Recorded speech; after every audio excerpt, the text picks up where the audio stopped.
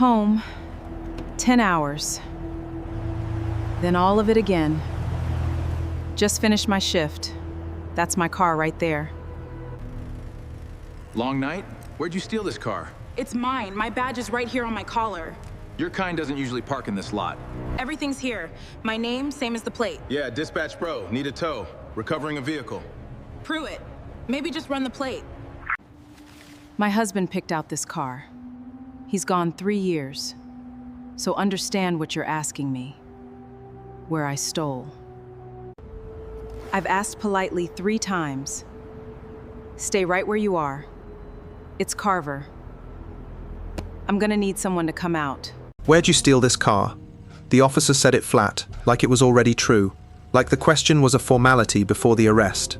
Naomi Carver stood beside the driver's door of her own sedan, a set of keys in one hand and a paper cup of gone cold coffee sweating in the other. She'd been awake for 19 hours. Her scrubs still smelled of antiseptic and the ward. "It's mine," she said, quiet, even. He looked her up and down. "Sure it is. Your kind doesn't usually park in this lot." She could have said a lot of things right then. She said none of them. Because in about 40 minutes, this officer was going to learn exactly whose car it was, and whose face he'd already forgotten.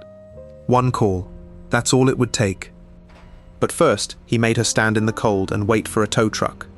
The night shift at St. Cyprian Medical Center ended the way it always did, not with a bell, but with a slow letting go. Naomi Carver signed out at the nurse's station at 3:42 in the morning. She capped her pen, straightened the laminated shift log the way she always did, and pressed 2 fingers to the inside of her own wrist without thinking about it. An old habit, counting her own pulse the way she counted everyone else's. Steady, tired, but steady. She'd spent the last 12 hours in the cardiac unit.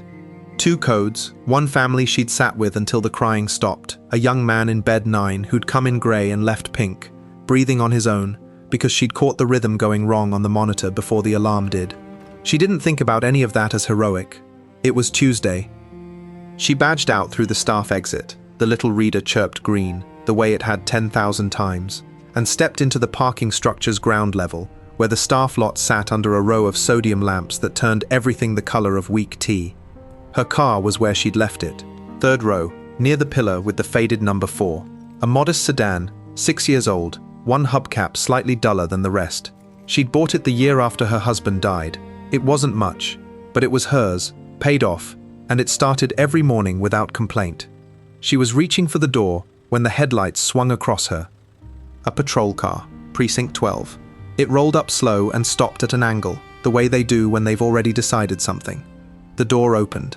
An officer got out, mid-40s, thick through the shoulders, a coffee shop lid of his own wedged in the cup holder behind him.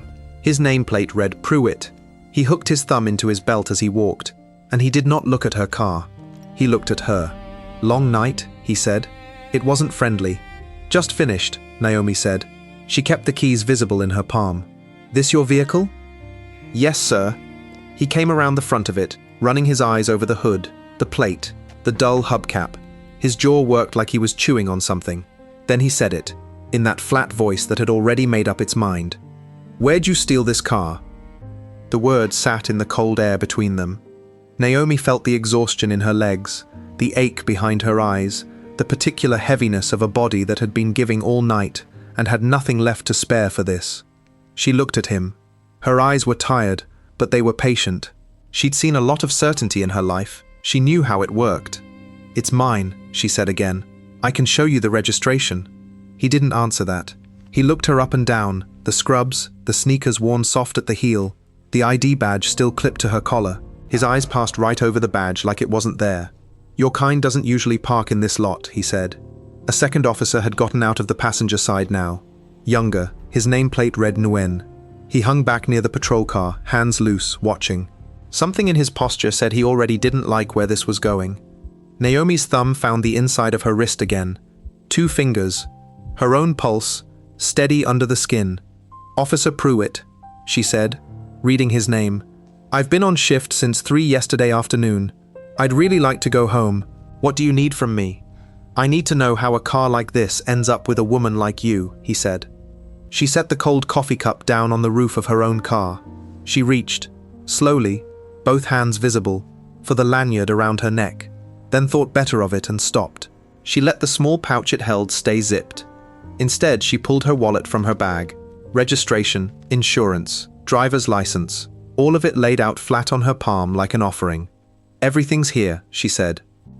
And Pruitt, without so much as glancing down, keyed the radio on his shoulder and said, "Yeah, dispatch, I'm gonna need a tow at St. Cyprian staff lot, recovering a vehicle. There's a particular kind of tired that goes past the body and into the spirit." Naomi knew it well.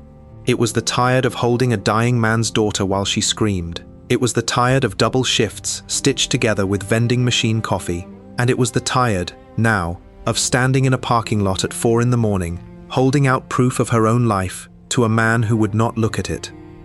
"Sir," she said, "the registration has my name on it, Naomi Carver, same as my license, same as the badge on my collar. You can compare them. Take your time." Pruitt let the paperwork hang there in the air. He didn't take it. "Anybody can print a name," he said. The younger officer, Nguyen, stepped a little closer. "Pruitt," he said, low, "maybe just run the plate. I know how to do my job. I'm just saying, if the plate comes back to her, then we'll know," Pruitt said. But he didn't call it in. He'd already called the tow. In his mind, the story was written, and a plate that came back clean would only be an inconvenience to it. Naomi lowered her hand. She didn't crumple the papers or throw them. She folded them once, carefully, and held them against her chest. "My husband picked out this car," she said. Quiet, not for sympathy, just true. He's gone now. 3 years. I keep it running because he'd have liked that. So when you ask me where I stole it, understand that you're asking about the last thing we bought together." Something flickered in Wynn's face. It didn't touch Pruitt's. "Save it for the report," he said, and hooked his thumb back into his belt. There's a photograph clipped to the visor of Pruitt's patrol car.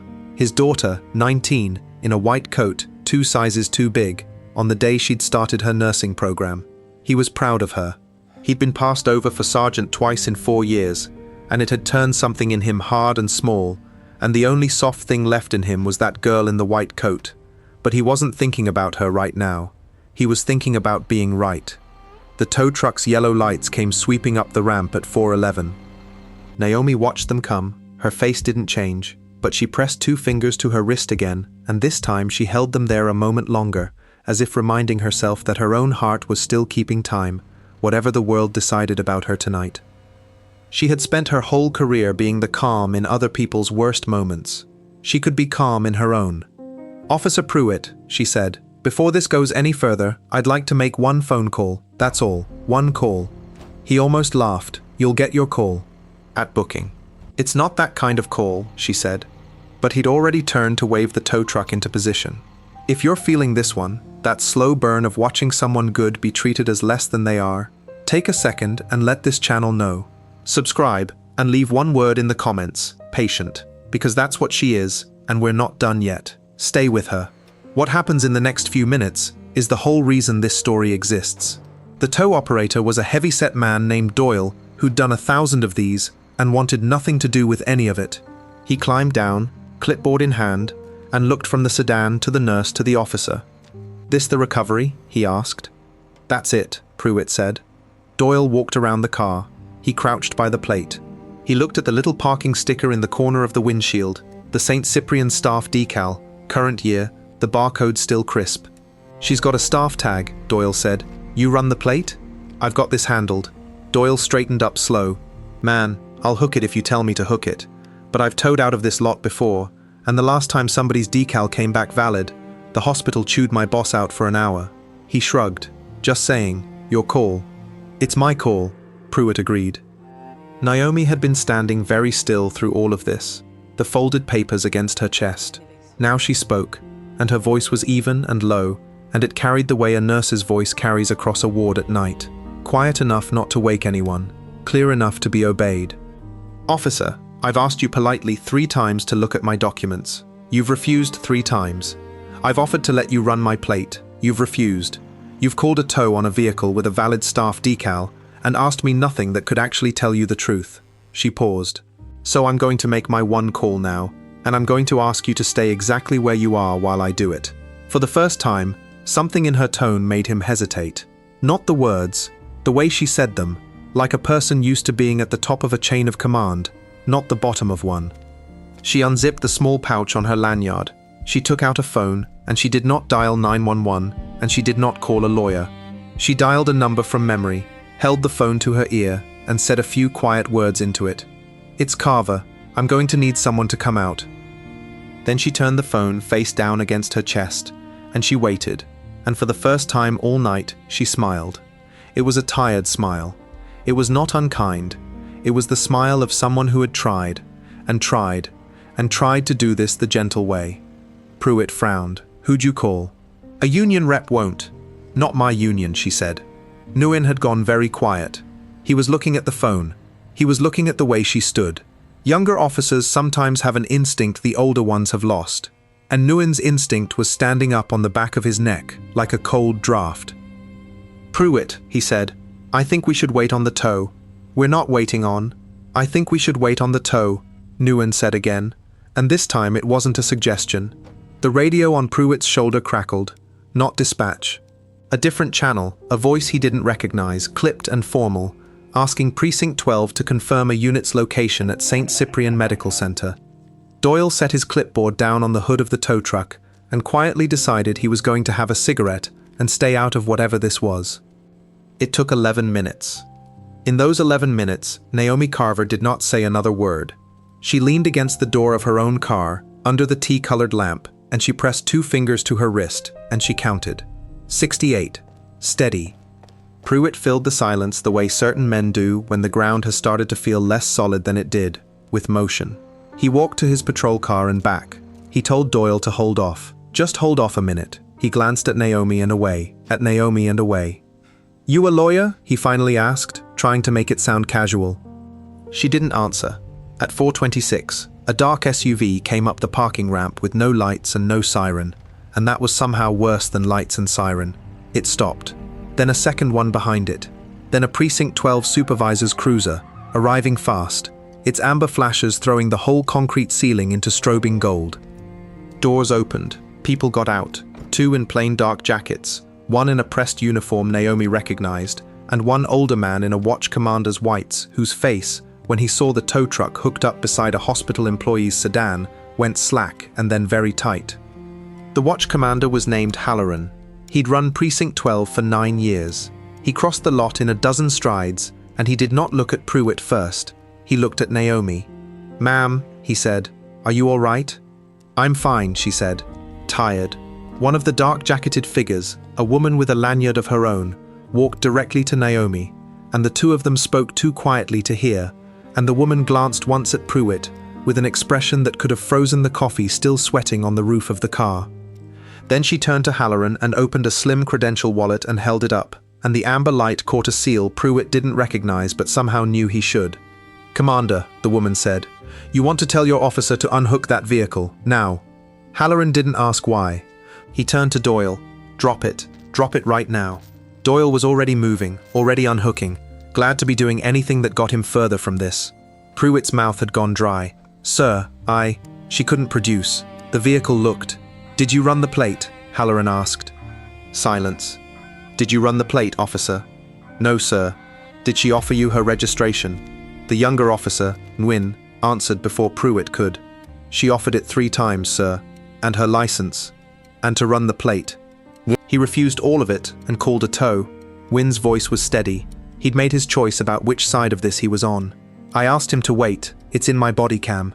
Halloran closed his eyes for 1 second, the way a man does when he's just watched a career fall off a shelf and shatter. "Everybody's cameras," he said, "are staying on." The woman with the credential wallet stepped into the center of it now, and the whole lot, 3 vehicles, 6 officers, 1 tow operator, and 1 exhausted nurse, went still around her. "My name is Deputy Director Aldana," she said. "Federal Institute for Health Security and Threat Response. And this," she nodded toward Naomi, and there was something almost gentle in it, a respect that made Pruitt's stomach drop through the floor, "is Officer Naomi Carver. She is a registered nurse at St. Cyprian, yes. She is also a federal liaison on secondment to our Joint Public Health Task Force. She holds a commission. She carries credentials that supersede the authority of everyone standing in this lot except, possibly, the commander, and I'd have to check." She let that sit. For the last 22 minutes, an armed officer of Precinct 12 detained a federal officer in a hospital parking lot, refused to examine her identification, refused to verify her vehicle by the simplest lawful means available to him, and ordered that vehicle towed, all on the basis of nothing I can find in the incident that would survive a single sentence of review. She looked at Pruitt, except the color of her skin and the age of her car. Pruitt's face had gone the gray of a man in the first minute of a cardiac event. Naomi noted it, distantly, the way you can't turn off knowing what a body is doing. Halloran didn't wait for the federal officers to ask. This was his house, and the reprimand was his to give, on the spot, in front of everyone, the way it's supposed to happen when it's this bad. Pruitt, your body camera, your service weapon, and your badge, right now. You're relieved pending investigation. He turned. Ninian, you kept your head, and you called for a stop. That's noted, and it's noted well. But this whole unit stood in a parking lot and watched this happen, and every one of you is going to sit down and explain to me why. Nobody goes home clean tonight. There was a moment where Pruitt's hand hovered near his belt, not toward the weapon, but toward the badge, the small metal thing that had been the shape of his whole life. He unpinned it slowly. His hands weren't steady. He set it in Halloran's open palm. He took off his cap. He didn't know he was doing it, but he took it off, the way you take it off at a funeral, or a verdict, and he held it against his chest, and he could not look at Naomi Carver at all. Deputy Director Aldana turned to Naomi. You can press this as far as you want to take it, she said quietly, just for her. You know that. Say the word and it goes federal by breakfast. And here is the thing Naomi Carver did. The thing that told you everything about who she was. She thought about the young man in bed 9, breathing on his own. She thought about her husband, 3 years gone, who taught her that being right and being cruel were two different roads that only looked like one in the dark. She thought about the daughter in the white coat, clipped to a patrol car visor, though she didn't know she existed. And she asked for nothing punitive at all. I don't want his job, she said. I don't want him charged. She looked at Pruitt then, and waited until he finally raised his eyes to hers. I want one thing from you, and it's not for me. Last Tuesday, Naomi said, you brought a man into my hospital. Pruitt blinked. Precinct 12 responded to a collapse on 5th and Marlowe. Middle-aged man went down on the sidewalk outside the pharmacy. You and your partner did compressions until the medics came. You rode in with him. Do you remember? Slowly, the memory surfacing through the shock, Pruitt nodded. Reyes, he said. His name was Reyes. His name is Reyes, Naomi corrected, gently. Present tense, because he lived. You did good work on that sidewalk, officer. You kept his brain alive until he got to us. She paused, and then he got to me. He was mine.